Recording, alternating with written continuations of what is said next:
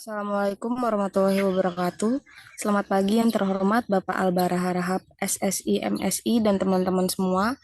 Di sini saya sebagai moderator akan memandu presentasi kali ini dengan topik sensor suhu dari kelas sistem instrumentasi kelas L2 dan disusun oleh kelompok 4.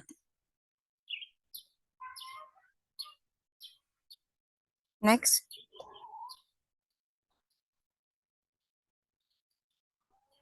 Anggota dari kelompok kami yaitu yang pertama ada Dedi Novaldi Panjaitan, Minang, Salsabila, Endek Daimio Purba, dan Ahmad Mulazafatul Jikri. Next.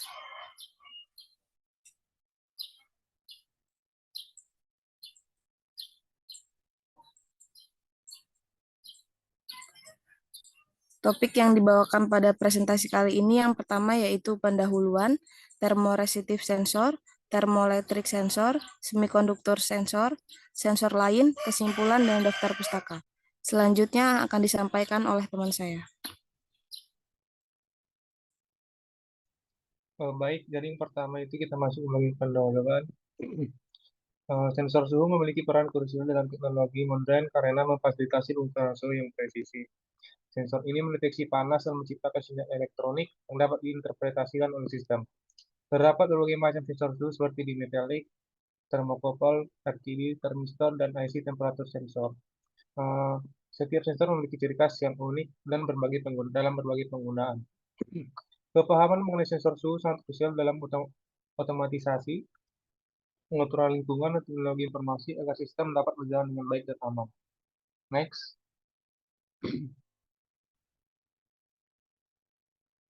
Kita masuk ke landasan teori yang pertama itu sensor suhu, di mana sensor suhu berfungsi untuk mendeteksi serta mengukur perubahan suhu dan merubahnya menjadi sinyal listrik.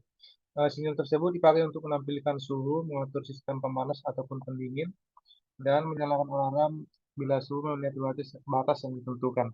Untuk contohnya itu dapat dilihat seperti gambar di bawah ini. Next.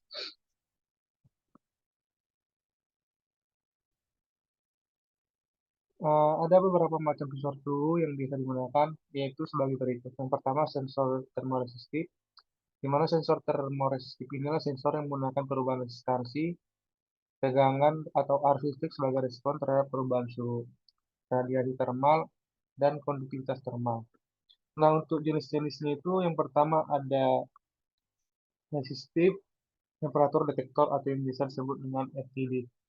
Di mana RTD ini adalah sensor presisi yang terbuat dari logam konduktif dengan kemurnian tinggi seperti platinum, tembaga, atau nikel dengan hambatan listrik yang bervariasi sesuai dengan fungsi suhu. Next. Untuk RTD ini terdiri dari film atau kawat yang dililitkan pada keramik atau kaca. Nah, platinum adalah alat RTD yang paling sering digunakan karena stabilitasnya dalam udara, rentang suhu yang besar, kemudian dalam pembuatan dan harga yang terjangkau. Nah, untuk contohnya itu ada PT100 yang memiliki rentang frekuensi sekitar 40.000 derajat Celcius sampai 860 derajat Celcius dengan versi khusus tersedia sampai 1000 derajat Celcius. Untuk contoh sensornya itu dapat kita lihat pada gambar. Dan next. Kita masuk ke contoh yang kedua itu ada termistor. Nama termistor ialah jenis resistor yang merubah nilai resistansinya seiring dengan perubahan temperatur.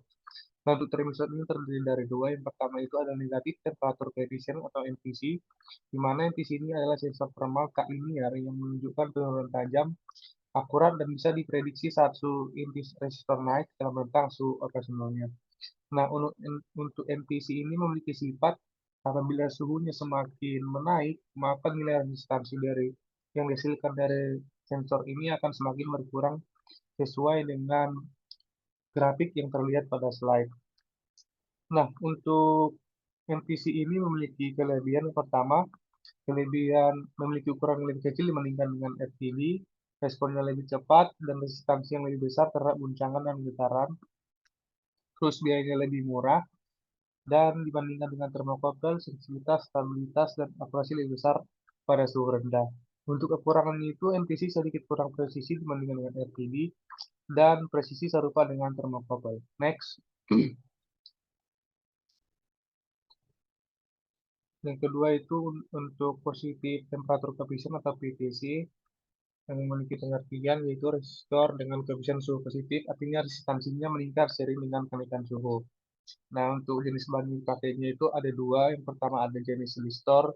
Ini memanfaatkan silikon sebagai material semikonduktor untuk sifat kelinearannya. Dan yang kedua ada tipe switching, memiliki kurva nonlinear yang sangat sensitif terhadap perubahan suhu. Untuk contohnya itu seperti terlihat pada slide dan karakteristiknya itu terlihat pada grafik yang terlihat pada slide. Next.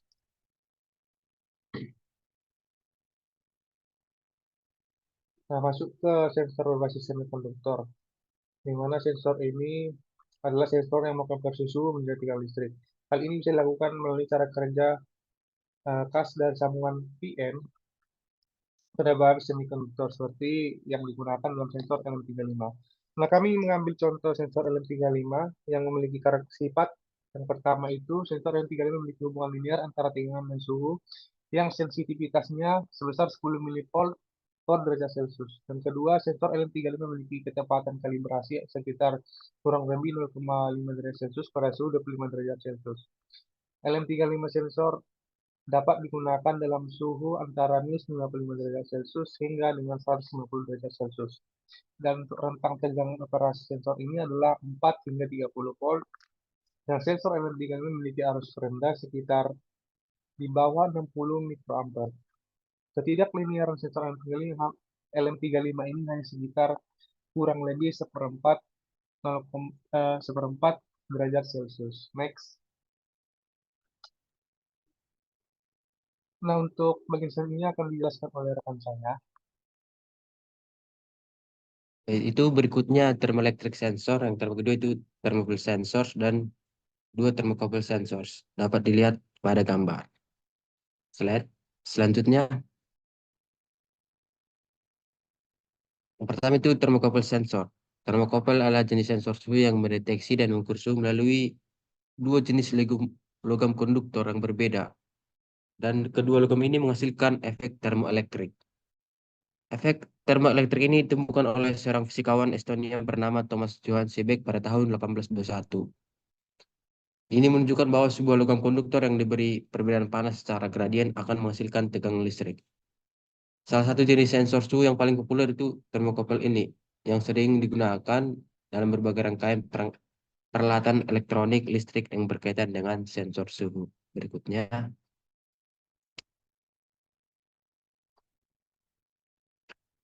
kelebihan dari sensor ini responnya sangat cepat itu.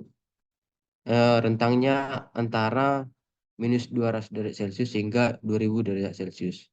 Yang kedua, respon yang sangat cepat dan rentang suhu yang luas. Yang ketiga, tahan terhadap goncangan seperti getaran dan mudah digunakan. Prinsip dari kerja sensor ini itu sangat sederhana dan mudah dipahami. Pada dasarnya itu terdiri dari dua kawat logam konduktor yang berbeda dan digabungkan kepada dua ujungnya. Jenis logam konduktor yang pertama berfungsi sebagai referensi suhu, yang kedua itu sebagai mendeteksi suhu panas. Next. Itu dapat kita mati pada logam konduktor satu sebagai referensi suhunya, yang logam konduktor duanya sebagai mendeteksi panasnya, dan keduanya bertemu dan menghasilkan termoelektrik. Next.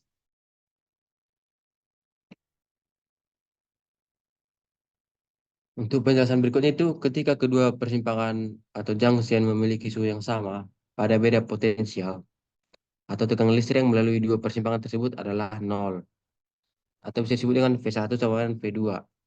Akan tetapi kedua persimpangan yang terhubung dalam rangkaian diberikan suhu panas atau dihubungkan dengan objek pengukuran, maka akan terjadi perbedaan suhu antara kedua persimpangan tersebut dan menghasilkan tegangan listrik yang nilainya sebanding dengan suhu panas yang diterima atau V1 dikurang V2. Tegangan listrik yang ditimbulkan ini umumnya sekitar 1 mikrovolt sampai 70 mikrovolt pada tiap derajat Celcius. Tegangan tersebut kemudian dikonversikan sesuai dengan tabel referensi yang telah ditetapkan sehingga menghasilkan pengukuran yang dapat dimengerti oleh kita. Next. Yang kedua itu thermopile sensor. Di antara detektor infrared thermal atau IR, sensor termobil memungkinkan banyak aplikasi pengukuran suhu non-kontak terdepan termasuk rumah pintar dan peralatan pintar, termostat cerdas, dan sistem kontrol HVAC, serta termometer telinga dan dahi. Sensor termobil memiliki sirkuit elektronik untuk mengatur atau hanya menghasilkan keluaran digital.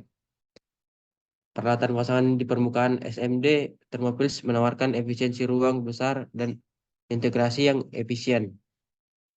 TPM telah berkembang menjadi fungsi eksilitas yang terkenal di industri. Algoritma pengukuran suhu dan kalibrasi disediakan oleh sirkuit terpadu. Next.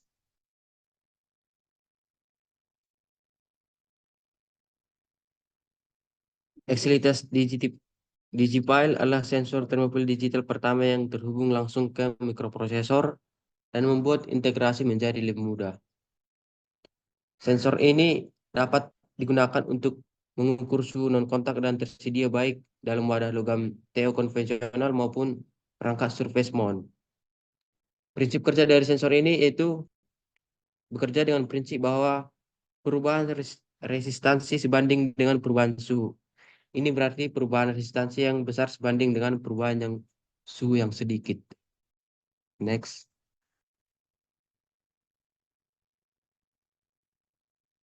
Contoh dari sensor ini itu termobil adalah MLX 90614.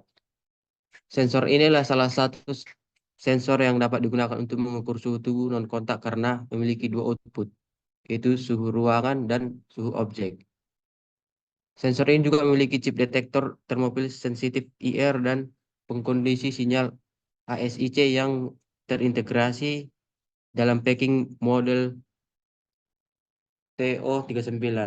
Pengkondisi sinyal mencakup amplifier dengan tingkat noise yang rendah, unit ADC 17 bit dan unit DSP yang kuat, sehingga termometer mencapai resolusi dan akurasi yang tinggi.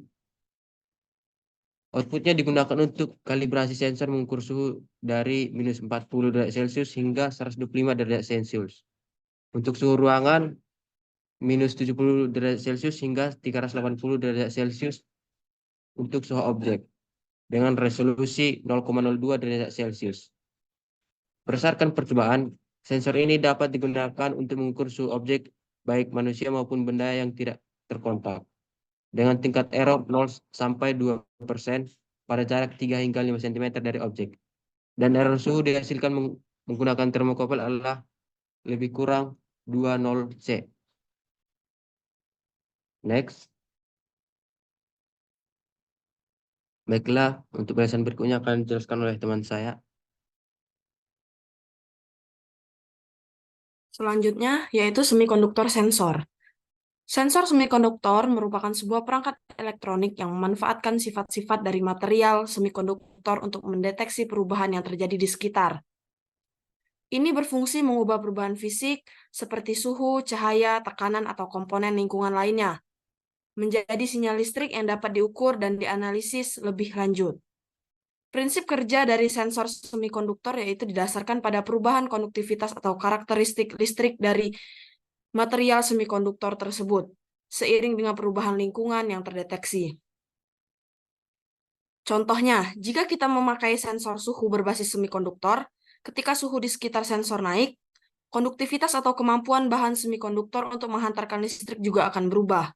Sensor ini akan mengukur perubahan dan mengonversinya menjadi sinyal listrik yang bisa diproses oleh perangkat lainnya. Keunggulan dari sensor semikonduktor yaitu adalah ukurannya yang kecil. Semikonduktor umumnya memiliki ukuran yang kecil dan ringkas. Biasanya digunakan dalam perangkat atau sistem yang memiliki batasan atau ruang, seperti perangkat bergerak atau perangkat yang diletakkan tempat tersembunyi.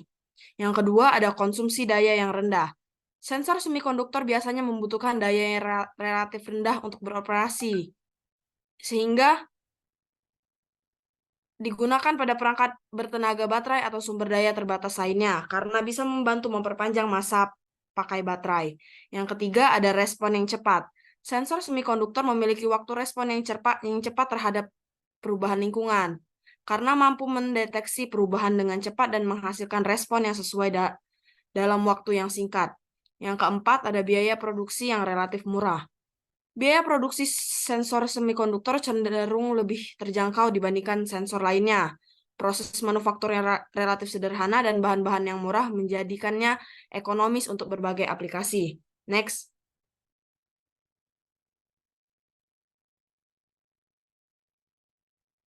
Salah satu jenis sensor semikonduktor yang biasa digunakan adalah sensor suhu. Pada sensor suhu semikonduktor, perubahan suhu akan mempengaruhi konduktivitas material semikonduktor yang kemudian diukur dan dikonversi menjadi nilai suhu. Sensor semikonduktor juga digunakan dalam berbagai aplikasi lain, seperti sensor tekanan untuk mengukur tekanan dalam sistem, sensor cahaya untuk mendeteksi intensitas cahaya, dan sensor gas untuk mendeteksi keberadaan gas dalam udara. Sebagai contoh, sensor suhu semikonduktor digunakan dalam berbagai sensor, yaitu suhu ruangan untuk mengukur suhu di dalam ruangan. Sensor ini digunakan dalam termostat pintar atau sistem pengendali iklim untuk mengatur suhu ruangan sesuai dengan kebutuhan pengguna. Selain itu, sensor suhu semikonduktor juga digunakan dalam sensor suhu badan untuk memonitor suhu tubuh manusia dalam berbagai aplikasi medis dan kesehatan. Next. Selanjutnya akan dipresentasikan oleh rekan saya.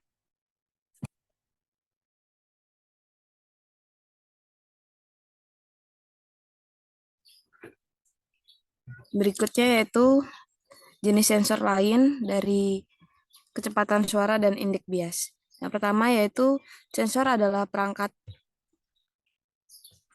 yang digunakan untuk mendeteksi atau mengukur perubahan lingkungan fisik dan mengubahnya menjadi sinyal yang dapat dibaca oleh manusia atau sistem lain. Selain sensor yang paling umum seperti sensor suhu, tekanan, dan cahaya, ada juga sensor yang dapat dijelaskan secara sederhana berdasarkan efek sekunder seperti kecepatan suara atau indeks bias. Next.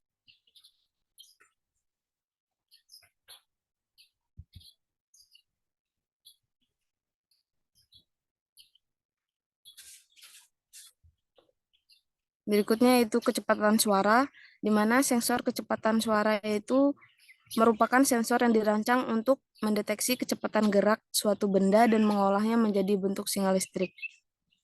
Di samping adalah bentuk dari gambar sensor kecepatan suara. Next.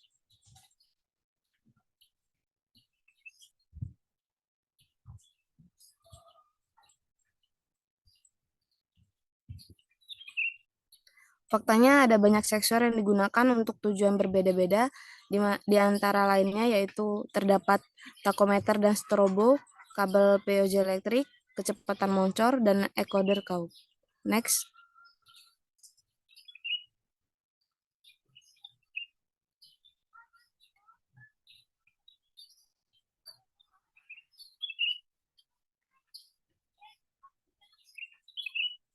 Berikutnya yaitu indeks bias.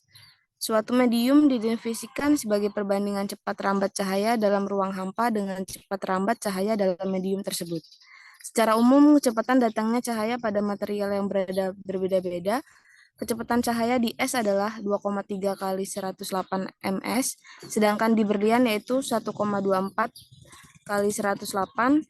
Oleh karena itu, kita perlu mendefinisikan besaran yang menentukan kecepatan cahaya dalam suatu materi. Maka besaran ini disebut sebagai indeks bias.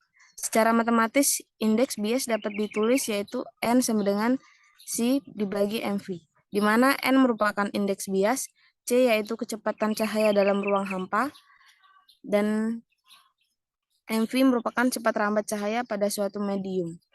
Untuk indeks bias tidak pernah lebih kecil dari 1 atau kurang dari 1. Next.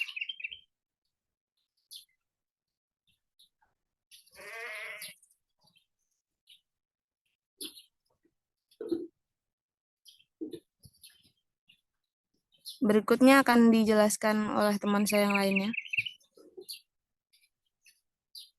Selanjutnya, termometer inframerah. Termometer inframerah adalah termometer radiasi yang dirancang untuk dapat menerima radiasi panas pada daerah gelombang inframerah. Termometer ini termasuk dalam termometer spektral spectral band thermometer, yaitu termometer yang memiliki kombinasi detektor dan filter yang peka terhadap radiasi panas yang memiliki panjang gelombang tertentu. Panjang gelombang atau interval panjang gelombang ini berkaitan dengan respons spektral dari detektor yang digunakan pada termometer inframerah. Next.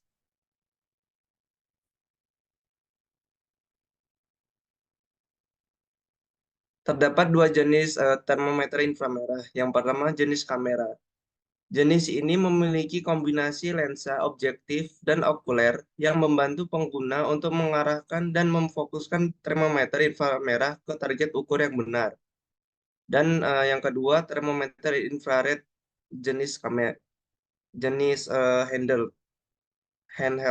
Pada gambar di atas, jenis ini memiliki sistem optik yang sama seperti jenis kamera.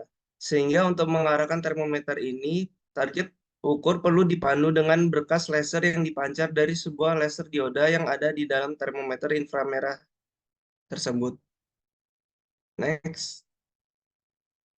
Cara kerjanya, pertama permukaan target mengirimkan panas yang sebanding dengan suhu.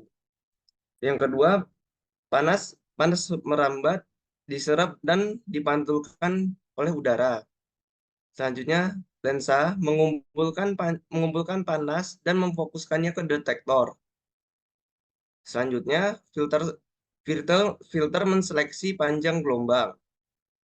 Lalu, panas yang merambat melalui bukaan sesuai medan pandang.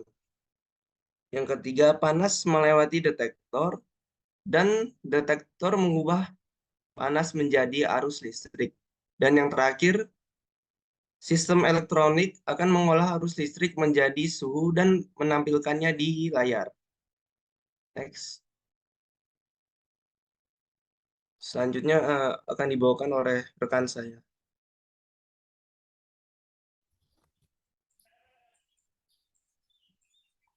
Berikutnya yaitu pemuaian, yang merupakan suatu fenomena di mana dimensi suatu benda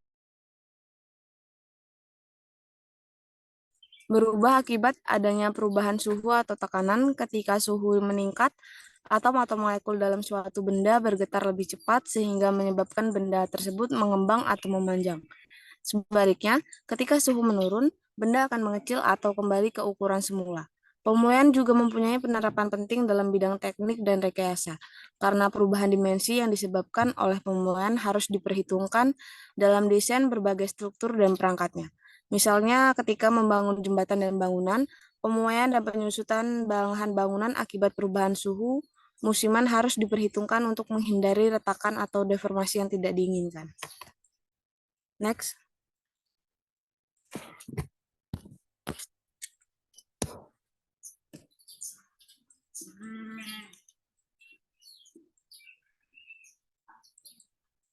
Selanjutnya yaitu bahan metal adalah salah satu bahan bangunan yang terkuat.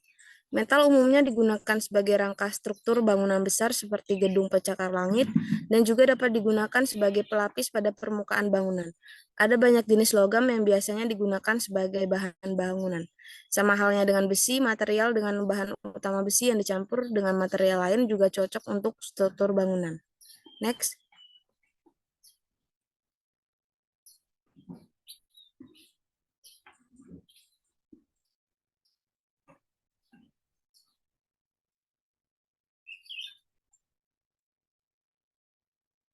Jenis-jenis dari bahan metal yang pertama yaitu ada besi, yang merupakan bahan metal yang paling umum digunakan di dunia.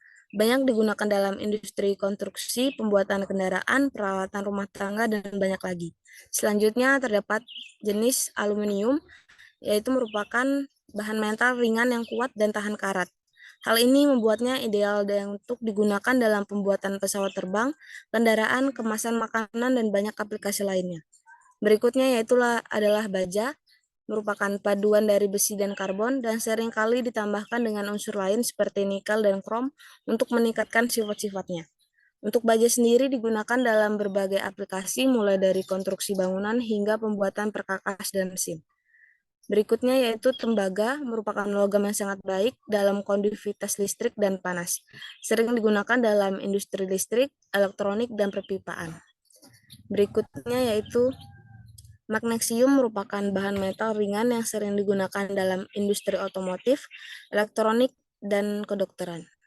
Dan terakhir yaitu jenis bahan metal titanium, merupakan bahan yang ringan dan tahan terhadap korosi. Hal ini membuatnya sangat berguna dalam industri pesawat terbang, kedokteran gigi, dan banyak aplikasi lainnya yang membutuhkan kekuatan dan ketahanan terhadap korosi. Next.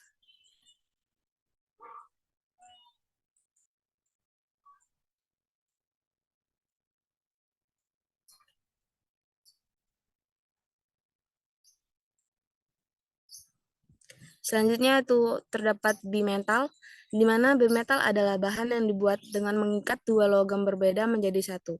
Kedua logam penyusun bimetal bersama-sama memuai, namun mempunyai koefisien muai yang berbeda. Perbedaan koefisien ekspansi digunakan untuk perpajakan. Untuk cara kerjanya sendiri yaitu di mana bahan penyusun bimetal adalah dua jenis logam yang diikat dan digabungkan menjadi satu. Perbedaan kedua logam ini terletak pada nilai koefisien muainya. Bimetal memuai jika dipanaskan. Jenis logam dari mana bimetal dibuat dan nilai suhu kerja yang ditetapkan menentukan besarnya pemuaian yang terjadi. Kedua logam yang mengembang menjadi lebih panjang seiring dengan pemuaian yang terus-menerus. Namun pemuaian menimbulkan gaya reaksi lentur pada arah lentur dari logam dengan koefisien muai lebih tinggi ke logam dengan koefisien muai lebih rendah. Next.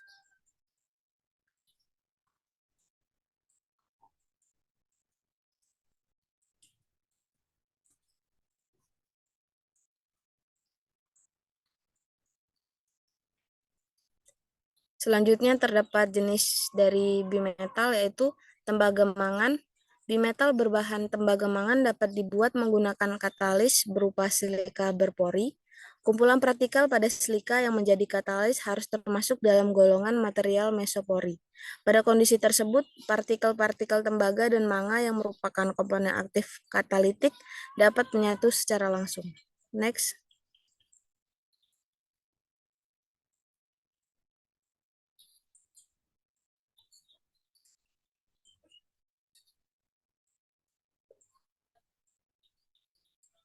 Berikut adalah daftar pustaka yang kami gunakan dalam pembuatan presentasi kali ini.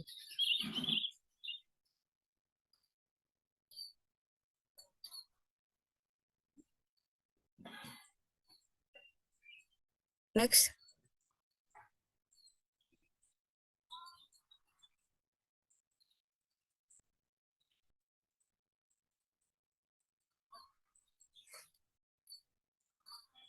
Demikianlah presentasi dari kelompok kami.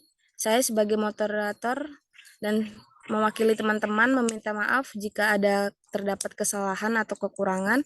Kami akhiri. Wassalamualaikum warahmatullahi wabarakatuh.